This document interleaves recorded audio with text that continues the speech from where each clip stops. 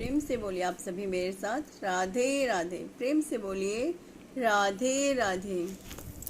मुझे उम्मीद है आप सभी लोग बहुत अच्छे होंगे, खुश होंगे और अपनी अपनी लाइफ में बहुत ही अच्छे से एंजॉय कर रहे होंगे। और हमारे बिहारी जी की कृपा, हमारे राधे कृष्णा जी की कृपा आप सभी पर खूब जम जम कर बरस रही होगी, खूब भर भर कर बरस रही होगी। ठीक है, वीडियो को एंड तक ज़रूर देखिएगा। वीडियो को लाइक शेयर एंड सब्सक्राइब ज़रूर से कीजिएगा। Let's continue and stay connected. हाँ जी, आज एक विशेष टॉपिक मैं लेके आई हूँ, समाज का आईना। अब आप कहोगे समाज का आईना क्या हो सकता है? क्या भ्रष्टाचार? अच्छा टॉपिक है भ्रष्टाचार, लेकिन उसके अलावा भी कुछ, क्या कुछ ऐसा टॉपिक जो वाकई में हमें जानने की ज़रूरत है, जिसे हम जानना ही नहीं चाहते हैं? एक ऐसा टॉपिक है ये जो हमेशा से चला आ रहा है, लेकिन इंसान उस टॉपिक पे कभी भी विचार नहीं करता। हाँ, वो लोग ज़रूर विचार करते हैं जो ईश्वर की शरण ग्रहण करते हैं। वो इस टॉपिक पे शायद से ज़रूर विचार करते होंगे, क्योंकि जब मुझे विचार आया है तो मुझे लगता है और भी विचार करते ही होंगे इस चीज़ पे, जो ईश्वर की शरण ग्रहण करते हैं। ठीक है, लेकिन जो ईश्वर की शरण ग्रहण नहीं करते, मुझे नहीं लगता उनको इस टॉपिक का ख्याल भी आता होगा। तो प्लीज़ आज वीडियो को एंड तक ज़रूर से देखिएगा।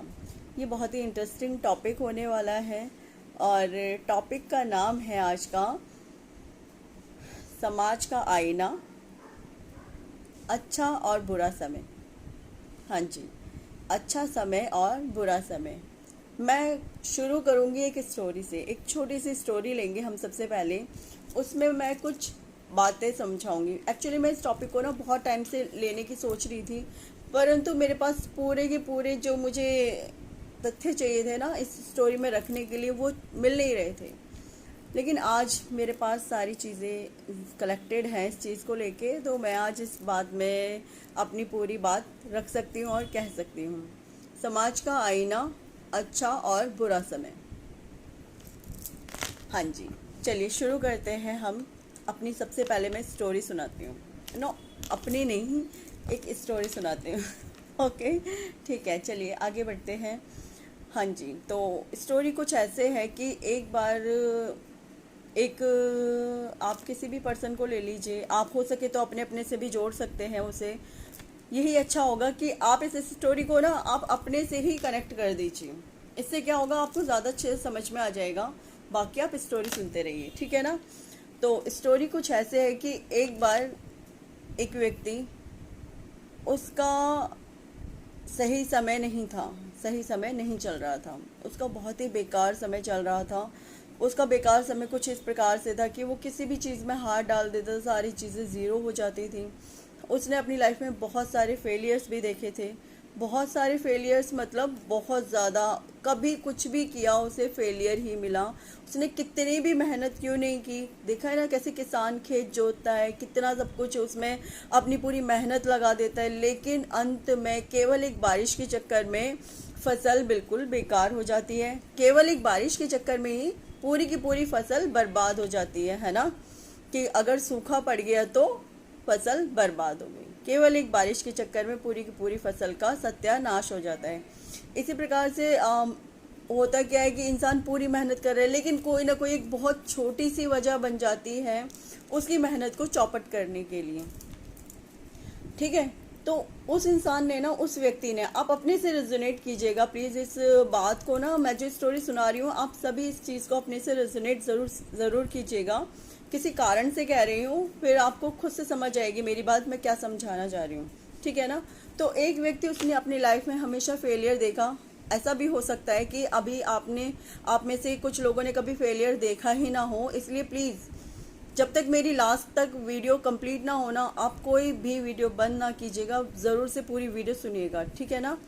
तो उस व्यक्ति ने अपनी लाइफ में हमेशा फेलियर ही देखा। लोगों ने उसका हमेशा मजाक बनाया, उसको हमेशा उल्टा सीधा बोला, उसको मतलब इतना उल्टा सीधा बोला, बहुत ज़्यादा उल्टा सीधा बोला वो, कि वो अपने जन्म पर उसको खुद को भी धिक्कार होता था कि क्या वाकई में मेरा जन्म किसी भी काम का नहीं है ईश्वर? क्या आपने मेरे जन्म को किसी भी चीज़ के लिए नहीं बनाया? क्या मैं वाकई में इतना असफल व्यक्ति हूँ कि कभी मेरी लाइफ में कुछ मुझे मिलेगा ही नहीं? आप वो अपने किसी भी कार्य को करने के लिए चलता था तो उसे हमेशा ही निराशा हाथ लगती थी। उसने कई इंटरव्यूज़ दिए, बट इंटरव्यूज़ में भी उसकी कभी कोई सक्सेस नहीं मिली। उसने काफ़ी पढ़ाई वढ़ाई सब कुछ की, लेकिन उस पढ़ाई का भी करके उसको कभी कोई रिजल्ट नहीं मिला। तो अब ऐसे में दो प्रकार के व्यक्ति होते हैं। पहले टाइप के व्यक्ति जिन्होंने भगवान ने उनके साथ खूब बुरा कर लिया, लेकिन फिर भी उन्होंने लोगों के साथ अच्छा करना नहीं छोड़ा। उन्होंने लोगों के साथ खूब अच्छा किया, चाहे उनके पास कुछ था नहीं था। सपोज़ कि उसके इंसान के पास खुद के खाने के लिए नहीं है, लेकिन थोड़ा सा उसके पास एक पराठा रखा था खाने के लिए। सामने से एक भिखारी आया, उसने पराठा मांग लिया कि भैया मुझे कुछ खाने को दे दो। अब भिखारी को नहीं पता था कि वो स्वयं भी भूखा है, लेकिन मतलब सामने जो व्यक्ति खड़ा है वो स्वयं भूखा है, लेकिन उस व्यक्ति ने उस भिखारी को उठा करके वो पराठा भी दे दिया कि भैया तू खा ले। ईश्वर ने उसका वो कर्म वहाँ काउंट कर लिया कि बुरे समय में भी उसने अपना अच्छा कर्म नहीं छोड़ा। और पता है, जब हम बुरे समय में भी अपना अच्छा कर्म नहीं छोड़ते, ईश्वर के पास एक एक बात का बही खाता होता है। हम जो कुछ भी कर रहे हैं, ईश्वर के पास एक एक बात का बही खाता है। वो सब वहाँ जाकर के रिकॉर्ड हो रहा है, रिकॉर्डिंग बराबर से चल रही है, वो कभी ख़त्म नहीं हुई है। ठीक है। और फिर उस व्यक्ति के इतने बुरे समय में भी उसने वो पराठा उठा करके भिखारी को दे दिया।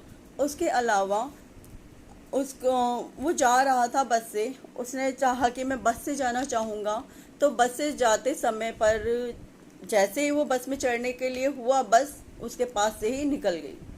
ठीक है। दूसरी बस आई, उसने सोचा मैं अब जाऊँगा। इतने में ही एक व्यक्ति आया, उसने कहा कि भैया मुझे कुछ पैसों की मदद चाहिए, आप ज़्यादा नहीं, बस मुझे एक कप चाय पीने तक के लिए पैसे दे दीजिए। मैं सुबह से भूखा हूँ, बिल्कुल प्यासा हूँ, मैंने कुछ नहीं खाया पिया है। उसने वो 10 रुपये थे उसके पास उस बस में जाने के लिए, उसने उस 10 रुपये की उसे चाय पिला दी। पिला करके उसको बोला भैया अब तुम जाओ, और वो स्वयं फिर बस से ना जा कर के पैदल ही गया। ईश्वर ने उसका वो कर्म भी काउंट किया। कहने का मतलब, उसने अपने बुरे समय में भी इसी प्रकार से अच्छे कर्म किए। कभी भी उसने बुरे समय में ना किसी का गलत करने की कोशिश की, ना चाहा गलत करना, और हमेशा उसके साथ उसने अपने जो बुरा समय चल रहा था, उस बुरे समय में भी उसने अच्छा कर्म किया। ठीक है। इसी के विपरीत मैं दूसरे पर्सन को लेती हूँ। उसका बुरा समय चल रहा था और उसने बुरे समय में क्या किया, ईश्वर को गालियाँ देनी शुरू कर दी, और ईश्वर को उल्टा सीधा बोलना शुरू कर दिया। आप मेरे लिए ये नहीं करते, आप ये नहीं करते, भगवान जैसी कोई चीज़ ही नहीं होती है। आज से मैं भी, है ना, सबने मेरे साथ बुरा किया है ना, मैं भी सबका बुरा करूँगा, देखता हूँ मैं किसी के साथ अब अच्छा नहीं करने वाला। और उसने वहीं पर ही अपने बुरे समय में भी बुरे और कर्म करने स्टार्ट कर दिए। जैसे अब अगर उसे जॉब नहीं मिल रही है तो उसने चोरी चकारी शुरू कर दी। उसे अगर सही प्रकार से सीधे तरीके से उसका कोई काम नहीं बन रहा है तो उसने गलत तरीका चुना अपने कामों को बनवाने के लिए। काम फिर भी नहीं बने क्योंकि समय तो बुरा ही चल रहा था, है ना। लेकिन उसने क्या किया, उसने गलत मार्ग चुन लिया। और फिर जो फर्स्ट वाला व्यक्ति है, मैं अब उसकी बात कर रही हूँ। अभी बुरा ही समय चल रहा है, बुरे समय में उसके जो परिवार वाले थे, परिवारजन थे, लोगों ने उसका साथ नहीं दिया। भाइयों ने उसे ताने मारे और साइड कर दिया कि तू तो निखट्टू है, तू नकारा है, तू कुछ नहीं कर सकता अपनी लाइफ में, तू निखट्टू है, तू नकारा है, तू अपनी लाइफ में कुछ नहीं कर सकता। जबकि वो बेचारा दिन रात मेहनत कर रहा है, नहीं काम बन रहे, तो इसमें वो क्या कर सकता है। प्रारब्ध उसके इस प्रकार से लिखे हुए हैं कि वो क्या करे जब उसके सारे मार्ग बंद हैं, लेकिन वो अपने प्रयास नहीं छोड़ रहा है। वो अपने घर में भी सबसे अच्छा व्यवहार कर रहा है, लेकिन उसके साथ कोई भी अच्छा व्यवहार नहीं कर रहा है। वो कहीं पे भी जा रहा है, उसे हमेशा ताने ही सुनने को मिल रहे हैं। एक कुत्ते से भी ज़्यादा गई बीती ज़िंदगी होती है जिस वक्त आपका बुरा समय चल रहा होता है। और मैं आपसे हाथ जोड़ करके निवेदन करूँगी कि जिसका अच्छा समय चल रहा हो ना, वो उस इंसान के साथ अच्छा व्यवहार करें, क्योंकि मैं सारी ही बातें आज इस टॉपिक में करने वाली हूँ। हाँ जी, कुछ चीज़ें मेरे सामने आई। लोग शिकायतें करते हैं कि ऐसे हुआ, हमारे साथ ऐसे हुआ, तो उन सारी ऐसे और ऐसों की बातों का मेरे पास आज जवाब है। तो वो सारी बातें मैं आप लोगों से डिस्कस करना चाहती हूँ यहाँ पे, ठीक है ना। वो सारी ही बातें मैं आप लोगों से डिस्कस करना चाहती हूँ। हो सकता है यदि आप कहीं गलत कर रहे हो तो प्लीज़ ना कीजिएगा, ठीक है ना। तो फिर आगे बढ़ते हैं हम। उस व्यक्ति ने हमेशा सबके साथ अच्छा किया अपने बुरे समय के अंतर्गत भी, और लेकिन जो उसके परिवार वाले थे, उसके कोलिग्स थे, उसके जो ऑफिस के लोग थे, उसके जो बॉस वगैरह, सब उसके साथ बहुत बहुत बुरा व्यवहार करते थे। यदि उसकी कहीं जॉब भी लगी हुई थी तो उस जॉब के अंतर्गत उसे बहुत ही ज़्यादा बुरे व्यवहार से गुजरना पड़ता था। वो हमेशा चुपचाप रहता था, वो कुछ किसी से कुछ नहीं कहता था, और इतने बुरे समय में भी वो हमेशा या तो अच्छे काम करता था या फिर चुपचाप सबकी बातें सहन कर लेता था, या उसे कभी गुस्सा आ जाता था तो वो किसी से दो चार, भाई अब इतना सब उसके साथ हो रहा है तो गुस्सा तो आना जेन्युइन हो जाता है ऐसे में, और इंसान दो चार बात किसी को बोल भी देता है। लेकिन फिर भी वो बाद में उन लोगों से क्षमा भी मांगता था कि नहीं, मुझसे गलती हो गई, मुझे ये सब नहीं कहना चाहिए था। जबकि उकसाने वाले वही लोग थे। उकसाया किन लोगों ने? उकसाया उन्हीं लोगों ने था उसे उस व्यवहार को करने के लिए, जबकि क्योंकि वो तो अच्छा ही व्यवहार कर रहा था ना, अच्छा ही काम कर रहा था। वो हमेशा धर्म कर्म के काम करता था, मंदिर जाता था, और लोगों की, चाहे उसके पास खुद के पास पैसे नहीं होते थे फिर भी और लोगों की हेल्प करने की कोशिश करता था। वो सब कुछ अच्छे से करने की, मैनेज करने की कोशिश करता था। लेकिन लोग उसके साथ उस बुरे समय में कैसा व्यवहार करते थे? उसे धुतकारते थे, उसे डांटते थे, उसके लिए उल्टा सीधा बोलते थे, और तो और उसके करेक्टर तक को भी नहीं छोड़ते हैं। जिसका बुरा समय चल रहा होता है ना, लोग उसके करेक्टर को भी नहीं छोड़ते, उस पर भी उंगलियां उठा दी जाती हैं। तो आपको किसी ने अधिकार नहीं दिया है कि आप किसी के करेक्टर पर उंगली उठाएं। कभी भी किसी के करेक्टर पर उंगली ना उठाएं। ईश्वर ने आपको भी इंसान ही बना के भेजा है। भगवान तो कोई भी नहीं है ना इस धरती पे आने के बाद। इस धरती पे आने के बाद ईश्वर ने ये अधिकार किसी को नहीं दिया कि आप किसी के लिए उल्टा सीधा बोले, करेक्टर पर उंगली उठाए। आज वही आईना मैं इस समाज को दिखाना चाहती हूँ। औरत के चरित्र पर कितनी आसानी से उंगलियां उठा दी जाती हैं। औरत ही नहीं, किसी के भी चरित्र की बात कर रही हूँ मैं, चाहे वो वहाँ पे उस जगह पे कोई आदमी हो या कोई औरत हो, उसके चरित्र पर बड़ी ही आसानी से उंगली उठा दी जाती है। क्षमा कीजिएगा, हमें ये अधिकार किसी ने नहीं दिया कि हम किसी के चरित्र पर उंगली उठाएं, या हमें भगवान ने इतना सक्षम नहीं किया है कि हम किसी के लिए जजमेंटल कोई भी चीज़ निकाल करके लाएगी। हाँ, हमें जज नहीं बना दिया गया है, हम तो केवल इंसान बना करके धरती पर भेजे गए हैं। परंतु क्या होता है अच्छे समय में, जब अभी मैं अच्छे समय पे नहीं आई हूँ, अभी मैं बुरे समय पर ही हूँ, ठीक है ना। तो उस व्यक्ति के करैक्टर तक पे उंगली उठा दी गई। उस व्यक्ति को किसी भी तरीके से नहीं छोड़ा गया। समाज ने जिस भी तरीके से उस इंसान को ठुकराया जा सकता था ना समाज के अंतर्गत, उसे उस तरीके से ठुकराया गया। वो इंसान बेचारा बेसहारा, उसका कोई सहारा नहीं संसार में पूरे में, और वो सिर्फ और सिर्फ ईश्वर से शरण मांग रहा था। सॉरी, मैं बोलते बोलते मैं भी थोड़ी भावुक हो गई, क्योंकि बहुत ही ज़्यादा ये स्टोरी। खैर आगे बढ़ते हैं। सॉरी, थोड़ी मैं भी है ना भावुक हो गई, इमोशनल हो गई, ठीक है। तो संसार ने उसे हर जगह से ठुकराया, हर जगह से। ईश्वर के पास पहुंच गया वो शरण मांगने के लिए। वो ईश्वर के पास गया कि हे ईश्वर, इस समस्त संसार ने मुझे ठुकराया है, प्लीज़ आप मुझे अपना लो। मेरा और कोई सहारा नहीं है इस संसार में, सब ने मुझे ठोकरें मार दी हैं। मेरे माँ बाप, भाई बहन, सब ने मुझे ठुकरा दिया है। जो जिस प्रकार से उसे प्रताड़ित कर सकता था, उसने उस प्रकार से उसे प्रताड़ित किया। जैसे उस इंसान का ना तो कोई आत्म सम्मान था, और ना ही शायद से भगवान ने उसे इंसान बना करके भेजा था। लोगों ने उसके साथ इतना बुरा व्यवहार किया कि उसको ये तक लगने लगा था कि शायद मैं ही एक ऐसा बहुत बुरा इंसान हूँ इस संसार में जिसको जीने तक का अधिकार नहीं है। परंतु जब उसने ईश्वर की शरण ग्रहण की, ईश्वर ने उसे थाम लिया और उसे समझाया, बेटा तू मेरा ही पुत्र है, मेरी ही पुत्री है, मुझसे अलग नहीं हो तुम, मेरा ही अंश हो। मैंने ही तुम्हें इस संसार में बना के भेजा है, परंतु तेरे प्रारब्ध है, काट ले। क्योंकि उसने भी उस शायद से पिछले जन्मों में बुरे ऐसे कुछ कर्म किए थे जिसका उसे प्रायश्चित इस समय में करना पड़ रहा था। लेकिन उसने एक अच्छी चीज़ ये की थी कि उसने किसी के साथ बुरा करने की कोशिश नहीं की, लेकिन फिर भी उस पर इल्ज़ाम लगाया जाता था कैरेक्टर लेस होने का। फिर भी उस पर इल्ज़ाम लगाया जाता था कि तूने हमारे साथ बहुत बुरा किया है।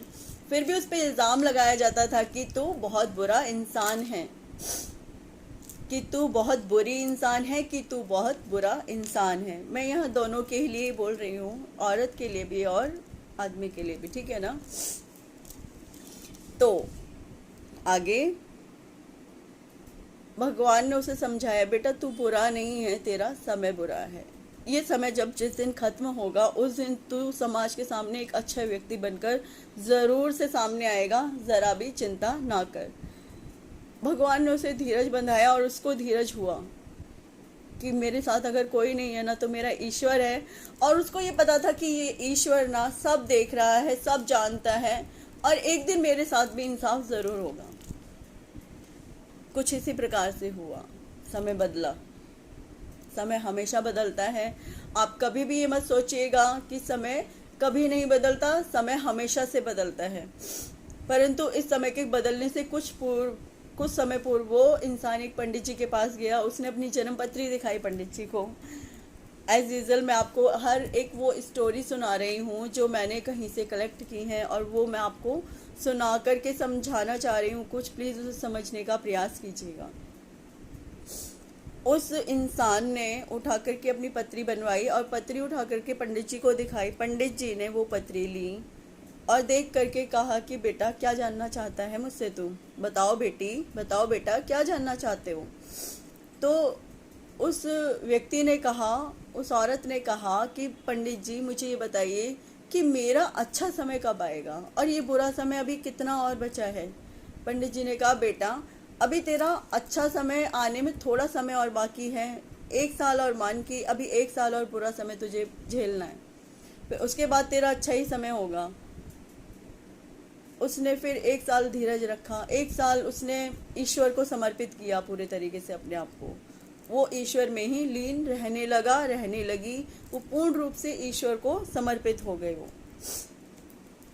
उसके बाद जब वो ईश्वर में उसने अपने आप को समर्पित कर लिया, उसने सोचा कोई और सहारा नहीं, मेरा ईश्वर मेरा सहारा है। 1 साल के पश्चात वाकई ही उसका अच्छा समय शुरू हो गया। एकदम से जो दिन कभी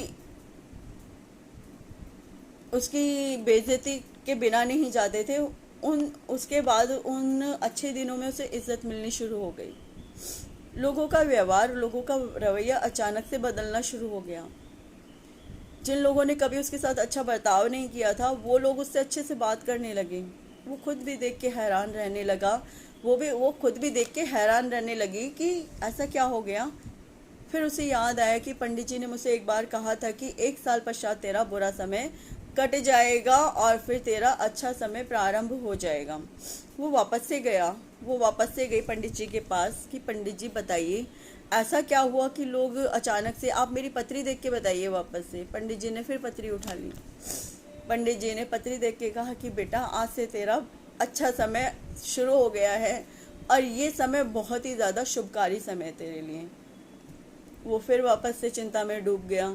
उसने कहा पंडित जी ये अच्छा समय 1 महीना है या 2 महीना है या 3-4 महीने का है? पंडित जी ने उसकी शक्ल देखी और उसको बोला ये अभी तेरा बहुत लंबा समय है, मान के चल कि बहुत ही लंबा समय है। उसने कहा फिर भी पंडित जी कुछ तो बताइए कि कितना लंबा समय है, कि तू अब सोच ले तेरा अच्छा ही समय है, इसके बाद तेरा बुरा समय नहीं है। लेकिन हाँ, वो जब तू फिर भी एक समय आएगा जब तेरा ये अच्छा समय ख़त्म हो जाएगा। वो परेशान हो गया वापस से कि पंडित जी ये अच्छा समय मतलब ख़त्म होगा तब फिर मुझे क्या मिलेगा, फिर वापस से मेरा बुरा समय शुरू होगा क्या? पंडित जी ने कहा नहीं। तो फिर उसने फिर से पूछा पंडित जी से कि पंडित जी अगर मेरा बुरा समय शुरू नहीं होगा तो फिर मेरा अच्छा समय भी नहीं होगा, तो मुझे क्या मिलेगा? पंडित जी ने कहा बेटा बुरा समय तू भोग चुका है, जो तुझे मिलना था तुझे मिल गया बुरा समय। अच्छा समय अब तू भोगेगा, जो कि अब तेरे आगे आएगा अच्छा समय, और उसमें तुझे सब कुछ मिलेगा, ईश्वर तुझे सब कुछ देगा। उसने कहा ठीक है, मेरा बुरा समय चला गया, अब मेरा अच्छा समय आएगा और उस अच्छे समय में मुझे सब मिलेगा, लेकिन ये एक लिमिटेड टाइम पीरियड है, इसके बाद क्या होगा। पंडित जी ने कहा बेटा, इसके बाद जो तुम कर्म करोगे इस अच्छे समय में वो काउंट होगा, रोज़ काउंट होगा, हर घड़ी काउंट होगा, हर पल काउंट होगा। ये मत समझना कि ईश्वर तेरी निगाहों से कहीं ओझल होगा, सॉरी, ये मत समझना कि ईश्वर की निगाहों से कहीं तू ओझल होगा। ईश्वर तेरी अभी भी परीक्षा ले रहा है और आगे तक लेता रहेगा। तुझे परीक्षाएं देनी है आगे और भी अधिक। वो फिर परेशान हो गया कि पंडित जी अभी तक भी तो परीक्षाएं चल रही थी, अब कौन सी परीक्षा देनी बाकी रह गई है। अब तो मैंने बुरा समय कट गया, तो अब तो फिर मुझे ईश्वर मेरी परीक्षा नहीं लेगा। यही हम गलती कर जाते हैं, पता है। हम लोग बुरे समय में तो हम त्राही त्राही कर रहे होते हैं, और जब हमारा अच्छा समय होता है ना, हम दूसरों को त्राही त्राही कराने पे मजबूर कर देते हैं, जो हमें नहीं करना चाहिए। यही बात समझाना चाहती हूँ, जो कि हमें नहीं करना चाहिए।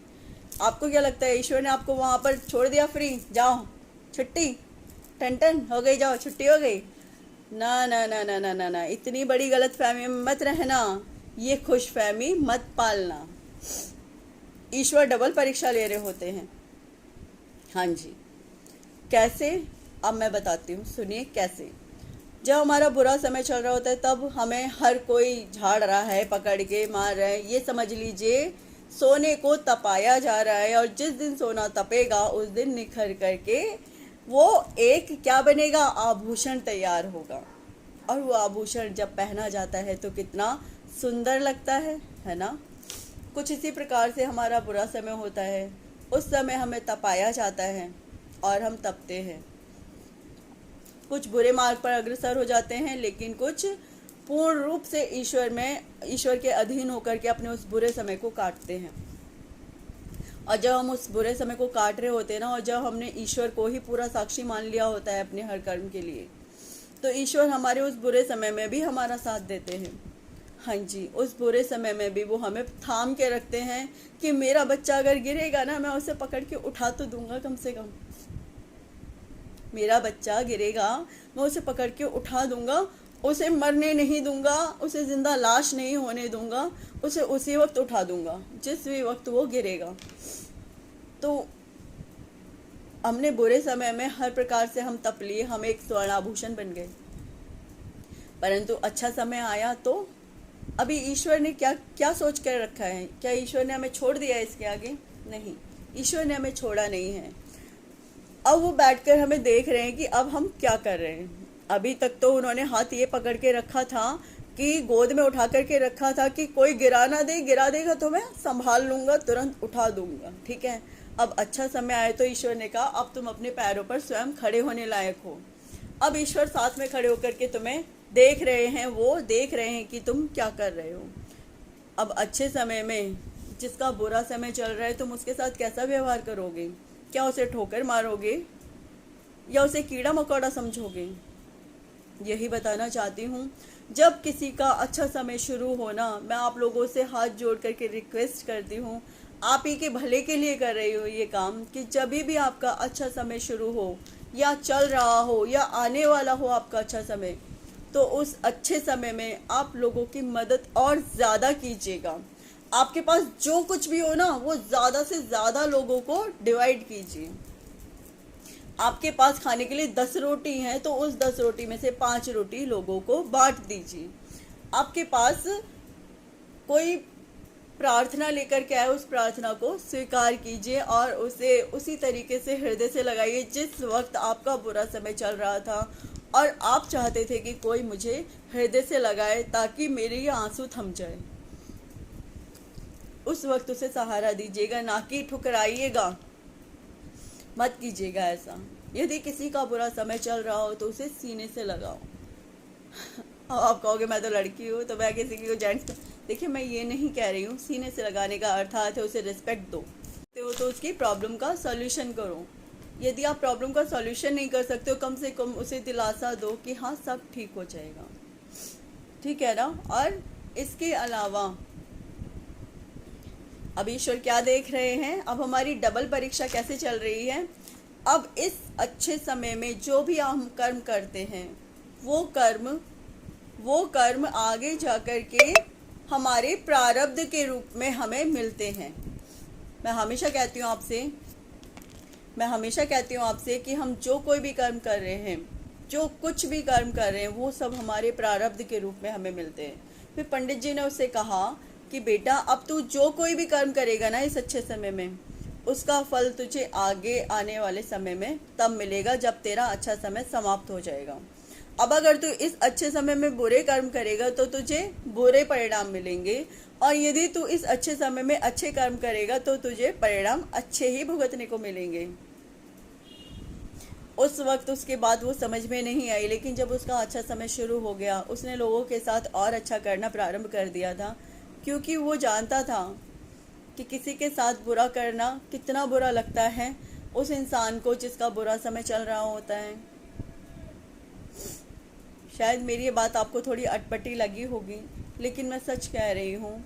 मेरी इस बात को हमेशा गांठ बांध के रखिएगा कि यदि आपका बुरा समय हो तब ईश्वर को अपने आप को समर्पित कर दो, और जब अच्छा समय हो तब मजबूरी में फंसे लोगों का फ़ायदा ना उठाइएगा, उनकी मदद कीजिएगा। तब मजबूरी में फंसे लोगों को ठोकर मत मारिएगा, उन्हें रिस्पेक्ट दीजिएगा। तब मजबूरी में फंसे लोगों को उठा करके घर से बाहर मत निकाल दीजिएगा, उन्हें अपने घर में शरण दीजिएगा। तब मजबूरी में फंसे लोगों को उनकी औकात मत दिखाइएगा, क्योंकि जब ईश्वर हमें औकात दिखाते हैं ना हमारी, तब फिर औकात दिखाने लायक भी नहीं छोड़ते हैं। तो तब ईश्वर उन बंदों की मदद कीजिएगा, ना कि किसी को उसकी औकात याद दिलाइएगा, क्योंकि औकात तो केवल ईश्वर ही जानते हैं किसकी कितनी है। यहाँ रंक भी आत्मा ही है और राजा भी आत्मा ही है, क्योंकि यहाँ सिर्फ और सिर्फ इंसान है। पद तो केवल भगवान ने हमें यहाँ पर हमारे प्रारब्धों के अनुसार दे के भेज दिए हैं। पद जो भी मिले हुए हैं, पद किसी को सरकारी कर्मचारी का पद मिला हुआ है, किसी को एक डॉक्टर का पद मिला है, किसी को घर में बिल्कुल एक महारानी की तरह रहने का पद मिला है, किसी को कोई पद मिला है, किसी को कोई पद मिला है। पद लेकिन हमारे प्रारब्धों के अनुसार मिले हुए हैं, ना कि ईश्वर ने बड़े वैसे ही हमें पद दे करके भेज दिया है। नहीं, ये पद भी हमें हमारे जो कर्म हैं उनके अनुसार, हमारे प्रारब्धों के अनुसार हमें दिए गए हैं। तो यदि आप चाहते हो ना आपका पद एज इट इज़ बना रहे, तो बुरा समय हो तो ईश्वर को समर्पित कर दो सब कुछ, और अच्छे समय में भी मैं यही कहूँगी कि सब कुछ ईश्वर को ही समर्पित कर दो। हे प्रभु तेरा तुझको अर्पण, क्या लागे मेरा। वाकई में हमारे पास हमारा कुछ नहीं है, ये सब कुछ ईश्वर का दिया हुआ है। बुरा समय बुरा हो या अच्छा हो, अपना एक संयम बना के रखिए, अपने आप को एक में ईश्वर में समा कर के रखिए। बस यही समझाना मैं चाह रही हूँ, यही समाज का आईना मैं आज आप सभी को दिखाना चाहती हूँ कि अच्छे समय में भी ईश्वर में ही लीन रहिए। यदि आप बुरे समय में ईश्वर में लीन रहे थे, तो आज अच्छे समय में भी ईश्वर में ही लीन रहिए। कल को जब वापस से हमें उन कर्मों का फल भुगतने का समय आएगा, ताकि हमें वो अच्छे फल ही प्राप्त हों। ठीक है ना। हो सकता है कि किसी को मेरी बातें बुरी लगी हो, तो उसके लिए मुझे क्षमा कीजिएगा, लेकिन मैंने ये वो आईना दिखाया है समाज को जो हर इंसान के साथ रोज़ करता है। रोज़मर्रा की ज़िंदगी में इस काम को किया जाता है, दोहराया जाता है। तो आप ऐसा कुछ भी मत कीजिएगा, आप वही कीजिएगा जो सिर्फ़ और सिर्फ अच्छा हो। अच्छा क्या है? अच्छा ईश्वर है, ईश्वर में समर्पित होना है। अच्छा और क्या है? अच्छा ईश्वर को अपने हर कर्म को समर्पित कर देना है। अच्छा और क्या है? अच्छा सिर्फ यही है कि जब हम जो भी कर्म करें उसे ये सोच करके करें कि जब यही कर्म यदि हमारे साथ दोहराया जाएगा तो हमें कैसा महसूस होगा। यदि आप किसी को ठोकर मार रहे हो तो सोचो कोई आपको ठोकर मारेगा तो आपको कैसा लगेगा। आपने किसी को धुतकार दिया, कोई आपको धुतकार देगा तो आपको कैसा लगेगा। आप किसी को थप्पड़ मार रहे हो, यदि कोई आपको थप्पड़ मार दे तो आपको कैसा लगेगा। आप किसी को ऊपर से नीचे फेंक दिया, आपको कोई ऊपर से नीचे फेंक दे तो आपको कैसा लगेगा, बुरा लगेगा ना। तो आप वही कर्म करो, जब आपके साथ वो कर्म अगर दोहरा दिया जाए तो आपको बुरा बिल्कुल ना लगे, है ना। आप अधर्म के मार्ग पे चलोगे, यदि कोई अधर्म आपके साथ कर दे, बेईमान को भी ईमानदार लोग चाहिए, मुझे हैरानी इस बात की होती है। यदि कोई बेईमान है तो उसे भी ईमानदार ही चाहिए। सोचो ना, जब आप बेईमान हो तो आपको तो बेईमानी ही मिलेगी ना, आपको ईमानदार लोग कैसे मिल सकते हैं। तो यदि आप चाहते हो कि आपके साथ ईमानदारी हो तो आपको भी ईमानदार पूर्ण रूप से बने रहना होगा। बुरे समय में भी ईश्वर को ना भूलें और अच्छे समय में भी ईश्वर को बिल्कुल ना भूलें। ईश्वर का हाथ पकड़ करके ही हमेशा चलें।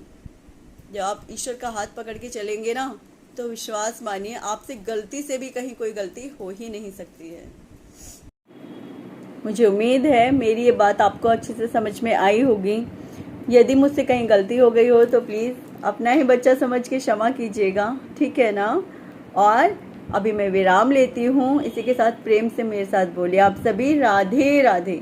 प्रेम से बोलिए राधे राधे। प्रेम से बोलिए राधे राधे। हरे कृष्णा, राधे राधे।